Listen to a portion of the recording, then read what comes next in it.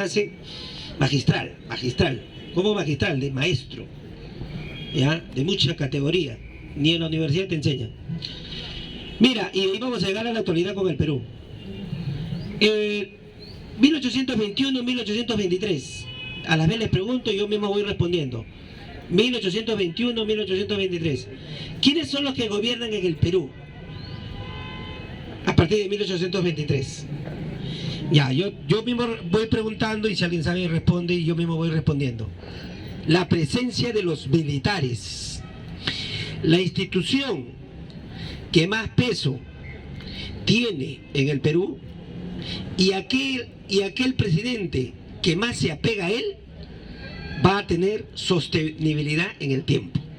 Fujimori lo hizo, ¿no? Y a pesar de todas sus atrocidades, este desgraciado gobernó 10 años, porque estaba con la cúpula de los militares. ¿Estoy acá en vivo ya? ¿En vivo? Ya. Entonces los militares, vamos a llegar a hoy a la marcha, tenemos que hacer una marcha el 28, ahí tenemos que apuntar todo al 28. Los militares ya van a tener el control del Perú. ¿Cuál fue el primer presidente que hemos tenido? A la vez pregunto, a la vez yo mismo me respondo. En el Agustino hay una avenida. Ya, acuérdense de eso. La avenida principal en el Agustino, Ribagüero. Ya, ese es el primer presidente que hemos tenido. Pero, ¿cuál era el argumento para que los militares sean los que dirijan el Perú? Acuérdense que veníamos de una etapa conocida como la República. No, perdón, veníamos de la colonia, ¿no? De ser colonia de España. Y estos militares lucharon para independizarnos de España. Ya, ojo ese detalle, ¿ya? Ellos luchan. Entonces, como ganan esa guerra contra los españoles, entonces ese es el argumento que tienen consistente, sólido, del momento, en la época, para que todos los gobernantes, a partir de 1823 para adelante, sean militares. ¿Ya? Todos hasta el año... Ahí sí tiene que ayudarme Congas porque la memoria a mí es muy frágil. Hasta el año 1872 que aparece el partido. Por eso el primer partido que aparece. Ya, tercera pregunta. ¿Cuál es el primer partido que aparece en la historia política, en la historia republicana del Perú? Y yo mismo voy respondiendo. El Partido Civil. Los militares eran los que tenían el control del Perú. ¿Y aparecen quién? Aparecen los civiles. ¿Qué hacen los civiles? Ojo, en lo que yo te estoy enseñando aquí es prácticamente, te estoy llevando a un sentido, ¿ya? Por gusto no te estoy dando estas clases, ¿ya? Ni en la universidad, hermano, te lo aseguro. De los militares pasan a los civiles. ¿Pero por qué? Porque los civiles se organizan en el partido que se va a llamar el Partido Civil. Ya, me parece que es Banta, ¿ya? En cuanto a la memoria, soy frágil, pero en cuanto al esquema general, eso sí soy muy bueno, Ya, Partido Civil. Mira, la oligarquía, cuarta pregunta, ¿qué es la oligarquía? La oligarquía es el gobierno de unos pocos, ¿ya? Que son de la misma clase social. El gobierno de unos pocos, 4, 5, 6. La oligarquía, ¿desde cuándo comienza a gobernar? Desde 1896, 98, más o menos, ¿ya? ¿Qué presidente gobernaba en esa época? Quinta pregunta, ¿qué presidente gobernaba en esa época? Ah, el que se enfrentaba cada rato con Cáceres.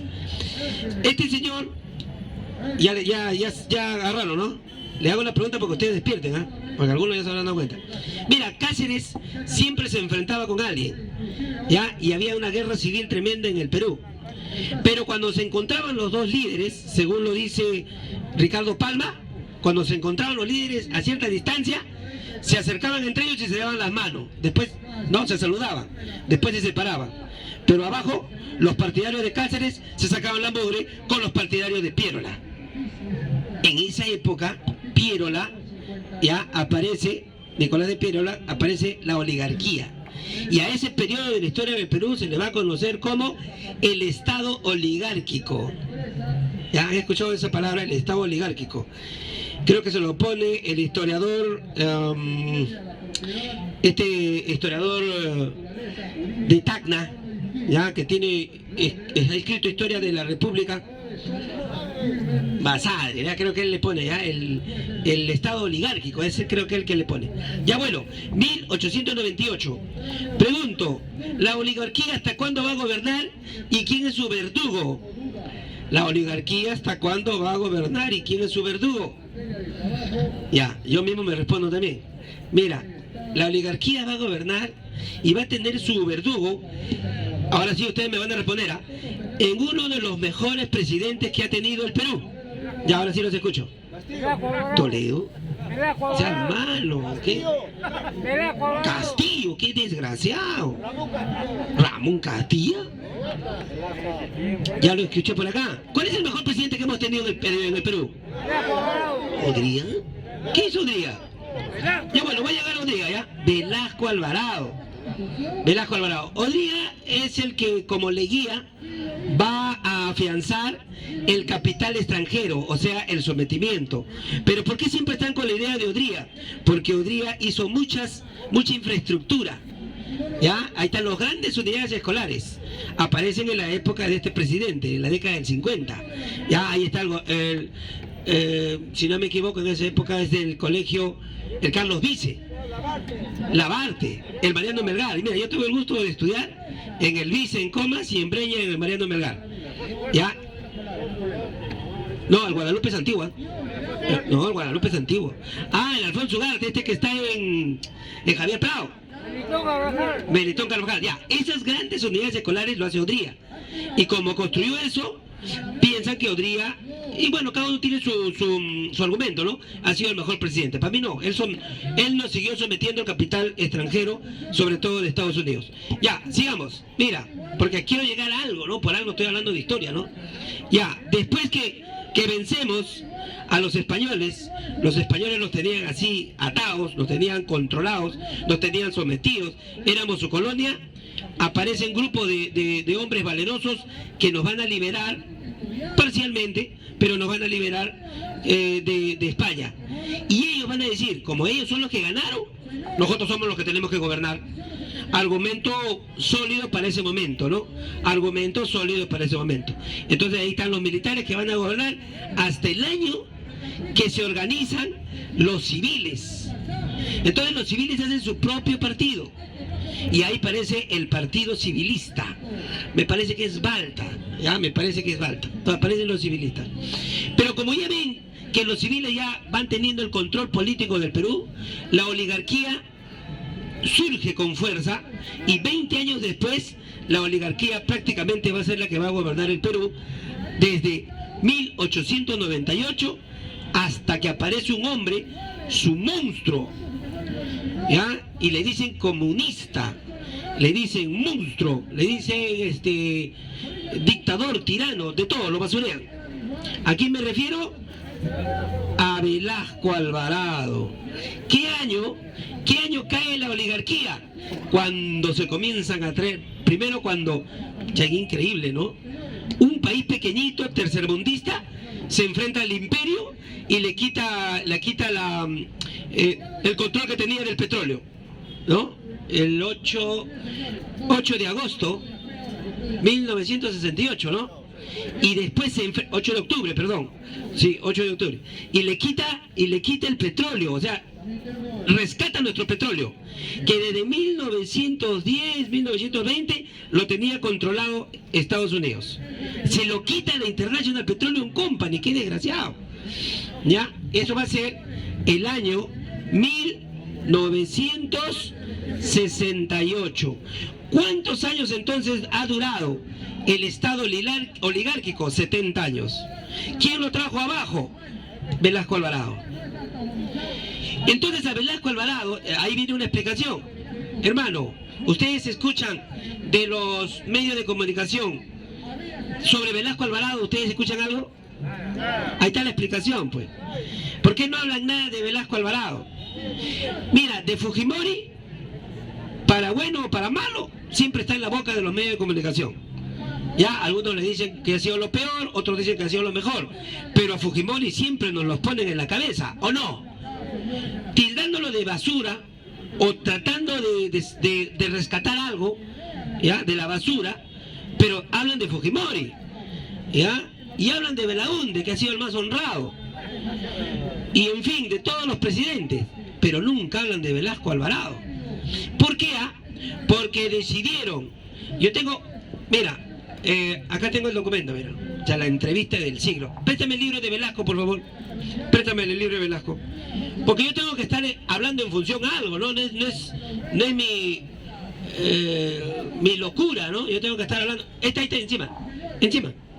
Yo tengo que estar, sí. Mira, mis argumentos, todo lo que está acá, ya, esto es de otros libros. Pero cuando hablo de Velasco Alvarado, estoy hablando de este señor. ¿Quién escribe? Genaro Ledesma. ¿Genaro Ledesma qué? Izquieta. ¿Han escuchado a Genaro Ledesma Izquieta? Ya, este fue un luchador que llegó a ser congresista en 1980. Y este señor escribe tantas cosas. Velasco efectivamente ya había lanzado a todas nuestras Fuerzas Armadas para recuperar Arica. Oye, palmas, hermano, palmas. Yo eso pensé que era un mito. Pero este señor corrobora. Yo le llegué a conocer a este señor. Acá tenía su oficina acá a la vuelta. En una oportunidad nos invitó a su oficina, a su oficinita. Está abajo de un banco, está en el tercer piso. Y este señor, ¿qué es lo que nos dice? Voy para acá. Mira, ¿qué nos dice? Que nunca la oligarquía le perdonó lo que hizo Velasco Alvarado. Y a Velasco Alvarado rescaté de ahí esto que está acá. La entrevista del siglo. ¿Quién entrevista a Velasco Alvarado? ¿Quién lo entrevista? Un enanito, casi de mi tamaño es. Creo que yo soy más bajo que él, creo, no sé. César Hildebrand, pequeñito, muy joven, ¿no? Tendría pues 28, 30 años, porque Hildebrand ayer está pasando los 70, ¿no? Más o menos 75, o sea, ahí tendría 25, 28 años. César Hildebrand lo entrevista. Y mucho de lo que te estoy contando es lo que dice Hildebrand, y es lo que dice Genaro, y es lo que dicen otros historiadores. Ya, la entrevista del siglo. Entérate todo el proceso revolucionario de Velasco. Esta entrevista está acá. Pero este libro, nuestra economía no nos va a alcanzar para comprarlo, ¿no? Algunos cuantos. Este libro está a 30 soles. ¿Ya? Y no lo vas a encontrar. Yo tengo libros de exclusividad. ¿Ya? Yo tengo el libro. Y he rescatado de ahí la entrevista del siglo. ¿Ya? Después voy a pasar para los que quieran. Listo. Ahora continúo. Mira, entonces pasan los militares, pasan los civiles y la oligarquía. Grupo de personas de la misma clase social que comienzan a gobernar bajo sus intereses. Velasco Alvarado a toditos les quita sus propiedades, les expropia, no les confisca. Ese era el gran debate. ¿Será lo mismo expropiar que confiscar? Ese era el gran debate. No, decían, Velasco Alvarado no sirve porque no confiscó, ya, solo expropió. Entonces habría que decir, ¿es lo mismo expropiar que confiscar? No. ¿Qué cosa es expropiar? Que el Estado le quita, le va a establecer un precio a lo que le quita y el Estado le paga. Ese es expropiar. La confiscación ya tiene otro sentido. ¿Qué cosa es? Que ya, yo te quito pero no te doy nada. ¿Estamos de acuerdo? Y eso no hizo Velasco Alvarado. Por eso que cuando brillantemente César Hildebrand le pregunta, ¿cómo explica usted que tenía de reservas internacionales 800 millones de dólares y ahora aparece con 4.000 millones de dólares de deuda? No, perdón. Deuda tenía el Perú 800 millones de dólares. Cuando llega Velasco Alvarado, la deuda se incrementa a 4.000 millones de dólares. Y César Hildebrand le dice, pero ¿cómo es que usted en su gobierno nacionalista va a incrementar la deuda? Y él explica, claro, porque con esa plata yo tenía que pagar al que expropié, porque con esa plata tenía que financiar la revolución. Entonces para mí hay una respuesta que era un debate en la Plaza San Martín. Velasco no sirve porque Velasco Alvarado no confiscó. hermano, si hubiera confiscado, Estados Unidos hubiera tenido un pretexto y no le hubiera permitido que gobierne ni siquiera una semana, porque le hubiera quitado a la International Petroleum Company y no le hubiera reconocido ni un sol, y Velasco Alvarado no iba a lograr absolutamente nada. Pero en el gobierno de Velasco Alvarado se dio el gusto ¿de qué? De traerse abajo a la oligarquía, y ahí me voy. Entonces se trae abajo a la oligarquía Velasco Alvarado.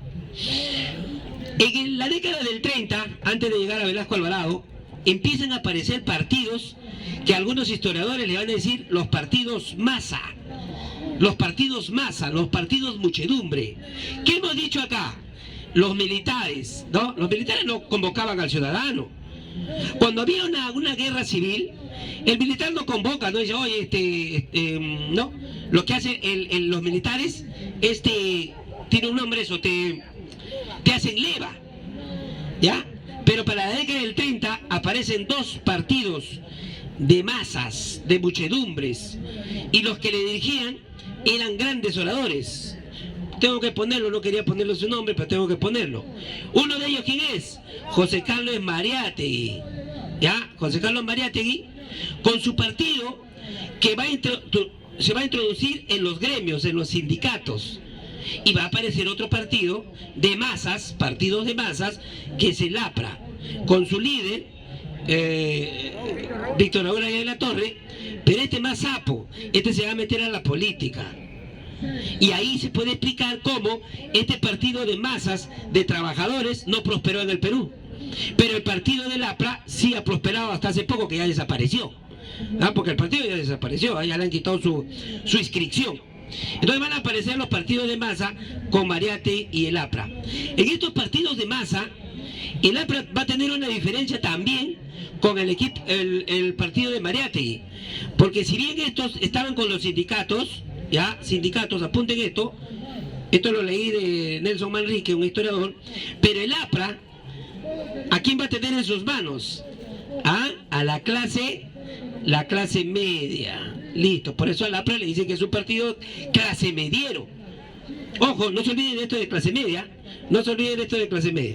Vamos a seguir avanzando. Ya, después vamos a pasar acá, esta clase media. Ahí acabamos con eso. Belaúnde, a pesar de todo esto, de aparición de partidos de masas, va a venir un gobierno, el primer gobierno de Belaúnde, el año 63.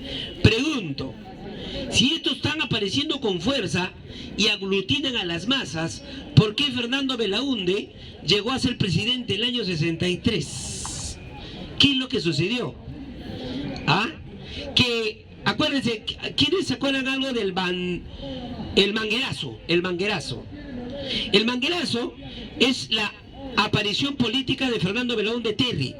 Entonces va a inscribir su partido y dicen, no, ya no hay, acabó la etapa de inscripción, y le comenzaron a echar agua. Cuando le echan agua, lo sacan en un titular de todos los periódicos, pero básicamente del periódico de la revista Caretas, el manguerazo. Entonces los medios de comunicación, ¿qué hacen con Fernando Belaúnde? Lo hacen famoso. Este detalle es interesante, va a ganar por obviamente que su propuesta, ¿no?, de derecha, y que va a tener a los medios de comunicación, como el caso de Caretas, que le hace fama. Vamos a llegar a la época de Fujimori, ¿ya? ¿Qué hace Velasco? Lo bota a patadas a Belaúnde, ¿ya? ¿Se acuerdan, no?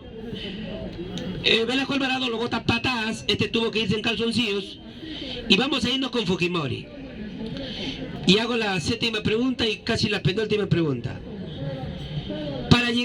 Para sostenerse, Fujimori, ¿qué hizo con el pueblo? Que lo viene repitiendo hasta la actualidad. Para que Fujimori esté afianzado en todos los conos, en todos los lugares donde hay bastante pobreza, ¿qué ha hecho? ¿Qué hace Fujimori? Los escucho. Escucha, fuerte, escucha. Asistencialismo, comedores. Mira, aparece Montesinos, que es una mente siniestra, y va a tener que aplicar algo, tanto para tener atado a los militares, porque este gobierno fue cívico-militar, gobernaban los civiles, pero el que sostenía eran los militares. Estamos hablando de este señor Hermosa Ríos, Vianderas, creo era el apellido, que el que dirigía el general de la policía. Todos son raterazos. Chacón, el general Chacón. ¿Le suena a Chacón? ¿Quién es Chacón? El general Chacón, ¿quién es? ¿Papá de quién? Papá de la congresista Cecilia Chacón. La corrupción pare sus corruptitos, pues. Ahí está el señor, ese señor León, su hija, la Luciana León. El hijo de Alan García se está preparando para engañar a los jóvenes. Ya, Dantón, ya se está preparando. Porque la corrupción quiere mantener su estatus, ya, sus privilegios, no quiere que nadie se los quite. Entonces Dantón se está preparando, ojo, esto ya les advierto al futuro, ya, porque esto lo van a ver como el gran líder. ¿Qué líder? Como su papá, un grandísimo cobarde que cuando el fiscal, la orden del fiscal fue capturarlo, ¿qué hizo este cobarde? Se metió un balazo. ¿Y por qué se mató este cobarde? Para algunos está vivo, otros muertos. Pero vamos a asumir que esté muerto. ¿Por qué se metió un balazo este cobarde? Porque no quería comprometer con todas sus fechorías a su familia. ¿Ya? Porque si estaba vivo en el juicio iba a tener que hablar. Y a su familia le iban a quitar todas sus propiedades. Vamos acabando. Entonces llegamos a la época de Fujimori. ¿Qué hace Fujimori? O Montesino, porque Fujimori era un tonto. Se va a relacionar con los militares. Ahí me detengo. ¿Cómo hemos empezado este relato histórico? Con la aparición de los militares. En el caso de Fujimori, vuelven los militares a gobernar con Fujimori. Dice que la historia es cíclica, ¿no? Que va dando vuelta, y volvemos a lo mismo. Y ahí está, pues, los militares gobernaron con Fujimori. Pero tenían que tener, y valga la redundancia, tenían que controlar a la población. Entonces ahí se comienzan a hacer lo siguiente: comienzan a vender las entidades del Estado, las propiedades, las empresas del Estado, la comienzan a vender. ¿Se acuerdan? Lo comienzan a vender. La gente se va a quedar el trabajador va a quedarse sin empleo, se va a quedar misio. Entonces, ¿qué hacen este par de ratas? ¿Qué hacen? Idean: mira, como esta gente está desempleada, no tiene que comer, vamos a motivar para que la creación de comedores populares. Y entonces crean los comedores populares para calmar el descontento popular. El hombre se va a volver un tremendo bagazo y se va a tirar a dormir. ¿Y quién va a asumir la dirección del familiar? ¿Quién lo va a asumir? Alguien que en la época de Velasco Alvarado no trabajaba. ¿Por qué? Porque el hombre ganaba bien y la mujer no tenía mucho apuro en trabajar. No estaba presionada para trabajar porque había un buen sustento económico en esa época. Ya no era el paraíso, pero había un buen sustento económico, en todo caso en cierta parte del Perú. Pero Fujimori, para controlarlos, ¿qué es lo que hace? Fujimori crea los comedores populares. Estoy haciendo un relato de 200 años de proceso político electoral. Esto ni en la universidad, entonces voy a cerrar. Ni en la universidad. Voy a cerrar de la siguiente manera. Mira, a partir de Fujimori, se dan cuenta de algo: que para sostenerse tienen que utilizar al pueblo. Escucha cómo voy a acabar, Se dieron cuenta, acá estaban madurando esa idea y comienzan a convencer ¿a quién? A los trabajadores, Mariátegui, a la clase media, el APRA. Pero nunca tuvo participación el pueblo, nunca. Solamente eran cúpulas que dirigían. Mariátegui con su cúpula y Aya de la Torre con su cúpula. Más adelante los van a utilizar, en todo este periodo, los van a utilizar para que voten directamente.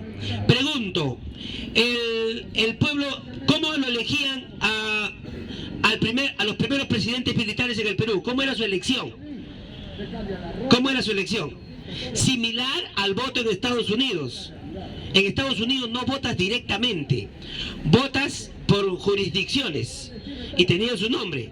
Entonces cuando ganan estos militares, no vota el pueblo directamente, sino votan los colegios electorales o parroquias, algo así era su nombre, ¿eh? Eran las parroquias las que después elegían a los candidatos. El pueblo no elegía directamente. Es a partir de la década del 60, del 50, del 60, que nosotros comenzamos a votar directamente por alguien. Por ejemplo, votamos directamente por el gobierno de este señor que ahorita están a punto de que lo devuelvan al Perú. Me refiero a Toledo. Votamos directamente. Votamos directamente para que Ollanta sea presidente. Y este Felo aún nos traicionó. Pero vamos a la participación del pueblo que ya está votando directamente. ¿Ya? Y es lo que pasa en la actualidad. Nosotros estamos votando ahora directamente. Y ese voto directo es lo que ha permitido que con nuestros votos gobierne Pedro Castillo. Pero a lo largo de la historia no fue así. Por ejemplo, ¿tú crees que las mujeres en todo este periodo, desde 1823 hasta la actualidad, las mujeres votaban? ¿En qué fecha comienzan a votar las mujeres? 1951, si la memoria no me falla. ¿Y los analfabetos cuándo empiezan a votar? El que no sabe leer ni escribir, ¿cuándo empieza a votar? Más o menos el año, ya creo que para el segundo gobierno. Claro, para el segundo gobierno, efectivamente, acá hay un señor que sabe, ¿eh? Atrás mío tengo un señor que sabe. A partir del segundo gobierno de Belaúnde, en 1980, el analfabeto comienza a votar. Hermanos, algunas conclusiones.